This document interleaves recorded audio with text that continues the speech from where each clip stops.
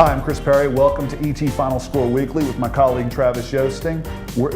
Quite a bit of sports has been taking place over the last couple weeks, and Travis, we'd be remiss we got to talk about the best thing that happened last week, which is Kilgore winning its first boys soccer state championship. That's right. They went down to state, with one goal in mind, and that was bringing back a state championship for Samantha Watkins, a girls soccer player who passed away in December.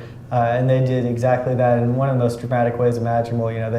They got out to a 2-0 lead, gave up 2 goals in the first half, and went into penalty kick shootout. And Caleb Jett, the goalie, came up with 2 big saves, and all 4 of Kilgore's takers made their shots and ended up winning a state title, bringing it back to Kilgore. It was a great story, a great finish to a season for the team, and it brought back the state title to Texas for the 2nd straight year in Class 4 after Palestine won last year.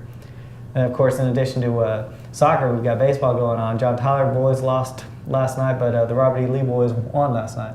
Yeah, Robert E. Lee needed to win last night. They're kind of in a bit of a fight in the District 11 6A. They needed to go on the road and beat North Mesquite, and they did 7-2. Bradley Rippey with a terrific pitching performance. They got some timely hitting, took advantage of some mistakes from North Mesquite, which you need to do at this stage. You need to take advantage and score runs. They were able to do that, get 7-2. These same 2 teams now meet at Mike Carter Field at 7 o'clock on Friday. Lee has a chance to move up into a tie for 3rd place with North Mesquite if they win, if they complete the series sweep. Speaking of series, All Saints and Brook Hill have got themselves a huge series. They could determine the district championship, in taps. That's right. It could determine the district champion for either of them, or allow for maybe a 3-way tie with Grace Community in there as well. They're still in the hunt. The way the TAPS district is this year with just these 4 teams, they've got 3-game series. So you got 9 games total, and you could end up having all 3 of those teams end up tied 6-3. Or if All Saints or Brook Hill can win the last 2, they would be crowned the district champion. We're talking about other baseball races that are just as big. White House had a huge game against Corsicana as they're trying to battle for district supremacy in that district. Travis was there, and can you talk to me about it? Just like the TAPS district, 17-5A is a really great district at the top. You got Lindale, Corsicana, and White House. Last night, Corsicana visited White House. Corsicana came in with a ranked team, and just couldn't get anything going offensively against White House's Bryce Cundiff.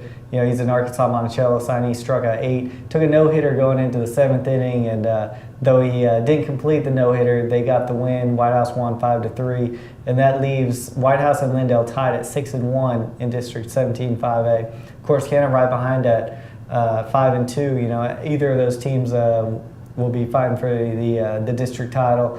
And next week we've got Lindale and White House. They're playing a 2-game series. That'll be a huge series to decide who wins that, takes the #1 seed in the playoffs. Not that the #1 seed necessarily matters, considering what White House did last year as a 4th seed going all the way to state. But it's bragging rights. They all want that #1 seed. Well, that'll close it out for this week. We're going to finish off by congratulating Claire Fisher, who had reached the finals of the Class 6A Region 2 tennis tournament. If she can win, I think right now she's in a playback. If she can win that, she'll qualify for state. It'll be the first time for Robert E. Lee to qualify for state in quite a while in tennis. That for Travis and I, we'll see you next week on ET Final Score Weekly.